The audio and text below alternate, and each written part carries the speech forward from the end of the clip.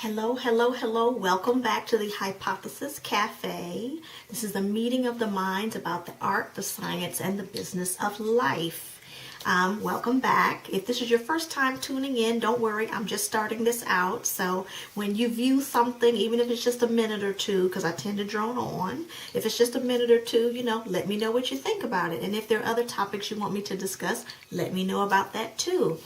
Well, let's see. Where can I begin? I have a topic, but I think I'm going to kick it off with this experience I had. I went to Walmart, and I tend to veer first. I try to hit every section just in case, because inspiration could be anywhere, but I veer off usually to the arts and crafts section.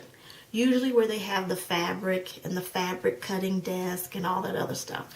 So I was there, and something fabulous caught my eye while I was there. I saw this faux croc material. I have it here. I'll show it to you. The lighting may not be the best for you to see it, but it's like different shades of brown.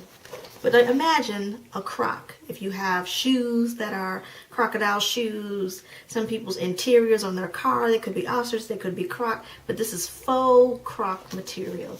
You would typically use this to reupholster something, right? But I have this piece here. Brown, and where you can see sort of the skin or the scales of the croc, I'm not sure about the terminology, it gets darker. So you have these nuances of different shades of brown. Some sort of milk chocolate, some sort of dark chocolate. But it's a beautiful piece. And when I looked at it and stretched it out, if you stretch it all the way out to its fullest extent, it's about maybe 2.5 yards. When I stretched this out, I looked at it and I saw my next purse. When I looked at it and I said, I could see myself wearing this piece of fabric up against, I saw it up against my skin. I saw it up against different textures and fabrics that I already own. I just saw myself wearing it. So right there at the cutting desk, I just started folding it into the design that I wanted. Do I want it to look like a duffel bag? Do I want it to look like a clutch? What kind of bag am I thinking of, right? So basically, when I folded it, let's see. This is the fold here. This is where it would open. Let me see if I show you. This is where it would open. A button would go here and a button would go there, and it would just clamp tight. Now, that's simple enough. That's easy enough, no problem. But look how big it is. I'll show you the range. If you count 1 1,000, 2 1,000, 3 1,000, 4 1,000, 5 1,000. Hey, y'all. Okay, in 5 1,000s, you have this huge, big, long bag. So it's like shopping bag, but it's got a clutch, like kind of an envelope style closing to it. And when I looked at it, I said, that is my next bag. I know exactly what I'm going to do with it. So now I'm in search of buttons and what will be the best clasp to put on it. And I'm so excited that out of this fabric is going to be this beautiful bag. But what I'm telling you the story for is the experience of looking at something and seeing what it could be. You look at something and you see what it could be. Do you know that there's a difference between looking at something and seeing it? Let's just think about that for a minute. Looking at something, just settling your eyes on whatever that thing is, but seeing something other than what's sitting right in front of you. That is an amazing, and I know that artists, a lot of ministers, a lot of teachers, there are lots of people who have to go to work on minds, on thoughts, who work in theory and thoughts and philosophy, have to be able to look at something. Artists have to be able to look at something and see something greater in it than what's sitting right in front of you. Let me say that again. That gift, the skill, and the value of being able to look at something and see something greater in it than what's sitting right in front of you. That was my experience at Walmart. I looked at a piece of fabric and I saw a purse. That is an awesome experience. I don't know if anybody else has had that experience. I'm sure some people have. Some people viewing this may not and have no clue as to what I'm talking to. Don't switch off on me yet. It is an awesome thing to be able to see something more in what you're looking at than what's sitting right in front of you. I have a little bit more show and tell for Christmas. Now, I love to crochet. I'm not that great a sewer. You know, I'm not excited about sewing, but crocheting is my drug of choice. Like, I love to crochet. I love to crochet and make new things. So my grandmother, knowing this, went and bought me, I don't know where she went, maybe Mark's or one of those craft stores, right? But she went and she bought me some yarn. She got me this color, which is like it's almost like a mint color green. But it's really, really light and pastel-y like, really kind of a muted putty type color green. And she got me this vibrant, almost Halloweenish looking orange, right? This sort of almost burnt orange rather than orange. The fruit is not bright, it's kind of a deep color. So I'm looking at both of these pieces, right? Or these colors. And I'm thinking, they go good together. And then, of course, I was looking on YouTube. And Chanel has their channel, and they show their different fashion shows and their different line and what they're going to do this spring, this winter, this fall, whatever. And I noticed that they started kicking off this design of two-toned boots. So the boot might be one color, say a cream color, but the toe of it might be like fuchsia. Or it might be lime green, or it might even be like a dark chocolate or mocha or something. So it's two different colors. And you know, so this is already in my psyche, right? I'm looking at these little spools or whatever of yarn, and I'm thinking, that's going to be something. It's going to be a two-toned something, but I'm not sure what it is. Now, when I crochet, I love to do hats, scarves, and leg warmers. Those are my three drugs of choice when I'm crocheting. There's got to be a hat, it's going to be a scarf, or it's going to be a leg warmer. But as I'm playing with these colors, I'm thinking, I don't really want leg warmers. I said, I don't really need a hat, but this is what I came up with. Again, looking at yarn, seeing a scarf is what you're looking at. What you're looking at. If you're looking at it, can you see something greater in it that will keep you committed to the creative process until the work is complete? Let me say it again. Is what you're looking at, can you see, in what you're looking at, can you see something greater in it that will keep you committed to the creative process long enough to complete the work? That's a question that everybody has to ask themselves. I don't care if you're an artist working on a craft or a piece of artwork, a painting, a sculpture, whatever. I don't care if you're a teacher working with young minds. Can you see something? Teachers, can you see something in your students? When you look at your students, can you see something in your students that keeps you committed to working with them every day to make them greater than what you're looking at right in front of you? Can you see something greater in them to keep you committed to the work? Parents, can you see something greater in your children to keep you committed to the creative, generative, and regenerative process that is parenting?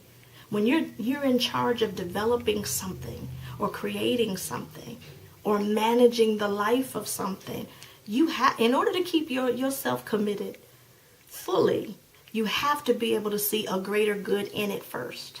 If you don't have it locked down in your mind and in your heart, you'll waver. You'll quit every other day. You'll try to give up. You'll try to hand it off and delegate your role to somebody else.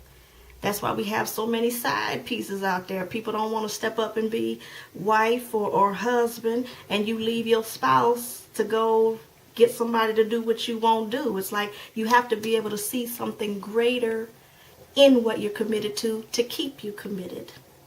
So I'm just talking about arts and crafts and clothes and cute stuff, but that also applies to every area of your life. To keep yourself committed, be able to continually see something greater in it than what you're looking at in the moment. That'll keep you committed. So the yarn, again, orange and green. They don't look like nothing as yarn, but when you see something in it, it becomes something. I made a two-toned scarf. Okay, it's one of those infinity scarves. I'll try it on.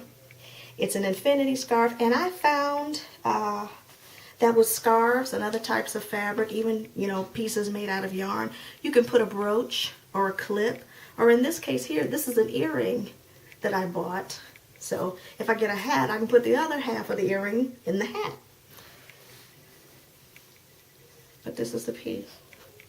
I wore this to church yesterday, and people said, oh my gosh, I love the colors. But I actually got this earring first, and then I got the yarn for Christmas, and I thought, you know what, I've got to put them all together because all the colors are so wonderful together. I thought that was pretty. Really, really nice. Yeah. So I don't know if you can see it. You might be up too high. But again, seeing something more in what you're looking at will keep you committed to the process. Here's another example of show and tell. So I've got the faux croc bag that's going, or faux croc material that's going to be a bag, a slick bag if I get my head around it. I got a couple little bushels or spools or whatever of yarn. It's going to be a two-tone scarf with different accessories to it. In my first video that I did New Year's Day, I talked about a pair of jeans that I didn't want to wear them as jeans anymore. They were all toe up and I didn't want to get rid of them because I got such a good deal on them. What was I going to do with them? Well, as I started to look at the material and what I could do with it, I just decided to, instead of cutting it up, adding fabric and making another long A-line skirt, that I would make a denim bustier. I had it on for the last video, but I don't think you could see it so well, so I brought it with me. So this is the top of it, and I just cut it off at the top the same way that you would a pair of shorts. Basically, it's just like making cut-off shorts, except you go the extra step of cutting the crotch out. And then you step into it. Don't stop at the waist. Pull it all the way up over your bosom, ladies. Pull it up all the way over the girls. And then you've got this lovely piece, is it? It's completely open. But it will sit up high instead of down at your waist. And to me, it's a great piece that you can wear if you have an ensemble or a look where you're layering things, like this with a blazer or a cool sweater or a cool blouse, and you can leave it sort of open or tie it in the front or the back. That's a really cool thing to wear, and because it's denim, it has that edginess to it, you know, that we seem to be liking now. But for me, I'm going to keep this forever. I mean, the only reason why I would give it up is not even for money. It's only if it wouldn't contain my bosom any longer. That's the only time I'm going to get rid of it. Other than that, it's mine. All right, I have one more thing as an example of looking at something and seeing it. And some things can happen by accident. That's why I wanted to include it in this piece, right? I don't know what my mom and I were doing, but right in the middle of it, we were making some tea. And I poured this hot water into this cold tea kettle. If you've ever seen those little tea kettles, they tend to sell them down in Asian markets, where the one half of it with the handle is metal, but the rest of the bowl actually looks like one of those glass fish bowls. It's actually see-through, and then you have the little spout and you pour, right? Well, I don't know what I did, but somehow the glass part of it broke, and there was hot, boiling hot water that had gone everywhere, and all that was left was the metal frame to it, right? So even though I'm apologizing out the gate, Mom, I'm sorry I spilled the hot water. I hope you didn't get burned, you know, now we got to figure out how else we're going to make tea or whatever. But again, spark of inspiration. I looked at the metal frame and I saw that it wasn't garbage, number one, and I saw I could do something with it. Now, I'm just going to show it to you. This is what's left of it.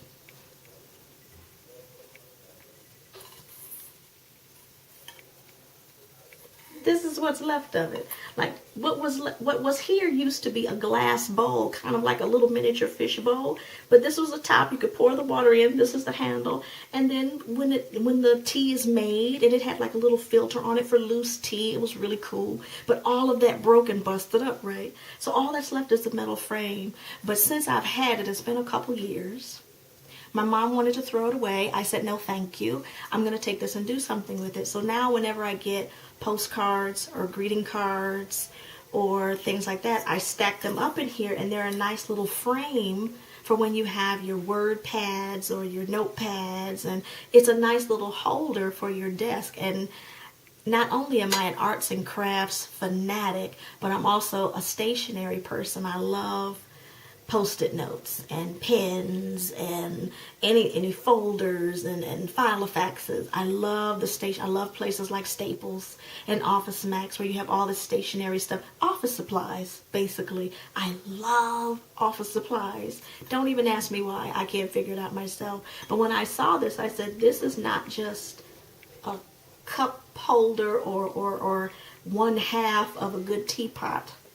And it's certainly not garbage. This is a perfectly good frame. I just started sticking, like, if you have postcards or pretty pieces of artwork, art cards and things like that, hot cards and whatnot, you stick that in there, and then you can switch them out each day and have a new piece of artwork or a craft or something sitting right here, and it's got its ready-made frame already. So I say all this to say that even a greater purpose or something really, really cool and funky and interesting can come out of a mistake, you know? So even when you mess up stuff, don't sell yourself short. Just know it can become something else, something better, something greater, something just as or even more effective than what you had when you started. So that's the question for today is, once again, when you look at something, and I'll extend it, when you look at someone, can you see enough in it, in him, in her, in them, in yourself, that is enough to keep you committed to the creative process so that you can complete the work that you could, or that you want to, or that you're paid to, or that you need to? Can you see something greater that's enough to keep you committed to doing the work? Ask yourself that. And hey, if you have any responses, any reactions, any comments, or another question, let me know. Now, I have brought my hypothesis to the cafe, which is this. Inspiration is only the beginning, but still to continually be able to see. Because inspiration can happen in a moment, but commitment takes you all the way through. And I suggest, and my hypothesis is this, you need to be able to see something greater in what you're looking at in order to stay committed to completing the work. That's my hypothesis. If you have any other thoughts, any questions, any ideas, or any other pieces that you might like to show me, stop by my page and let me know. It's been a pleasure talking to you. Enjoy the rest of your day. I look forward to hearing your hypothesis soon. Have a blessed day. Bye-bye.